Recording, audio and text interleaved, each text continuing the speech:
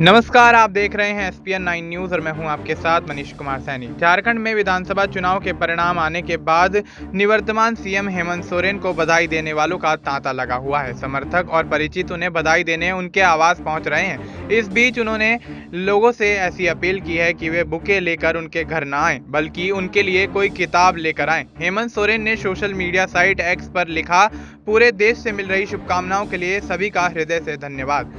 2019 की तरह पुनः सभी से अनुरोध करूंगा कि अगर आप मुझसे मिलने आ रहे हैं तो बुके की जगह बुक अर्थात किताब दें।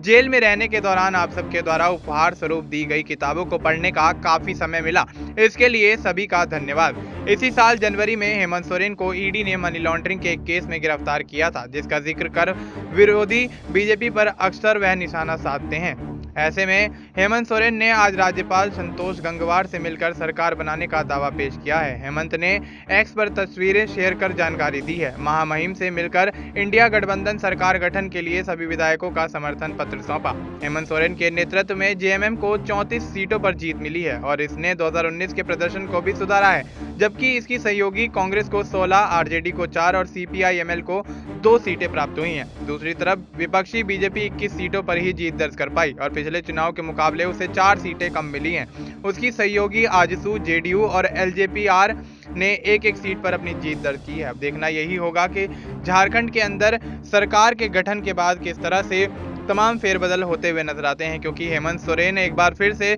सूबे के मुख्यमंत्री बनते हुए नजर आ रहे हैं। और इस बीच भारतीय जनता पार्टी जिस तरह से कॉन्फिडेंट नजर आ रही थी, कहीं ना कहीं उनका कॉन्फिडेंस लेवल अब गिरता हुआ नजर आ रहा है झारखंड के अंदर। अब देखना यही होगा कि क्या हेमंत सोरेन लगातार 5 साल तक सरकार चला पाएंगे, क्योंकि भारतीय जनता पार्टी लगातार विधानसभा चुनाव के प्रचार प्रसार के दौरान ये दावा करती हुई नजर आई कि एनडीए की जीत होगी और एनडीए की सरकार झारखंड के अंदर बनती हुई नजर आएगी। लेकिन इंडिया गठबंधन ने बेहतर प्रदर्शन करके झारखंड के अंदर एक बार फिर से हेमंत सोरेन की सरकार बनाने का दावा पेश कर दिया है। वैसे में देखना यही होगा कि झारखंड के अंदर किस तरह से सत्ता पक्ष और विपक्ष के बीच अब सियासी घमासान होता हुआ नजर आएगा। फिलहाल आपको इस मुद्दे पर क्या कुछ लगता है, आप अपनी राय हमें कमेंट करके बता सकते हैं।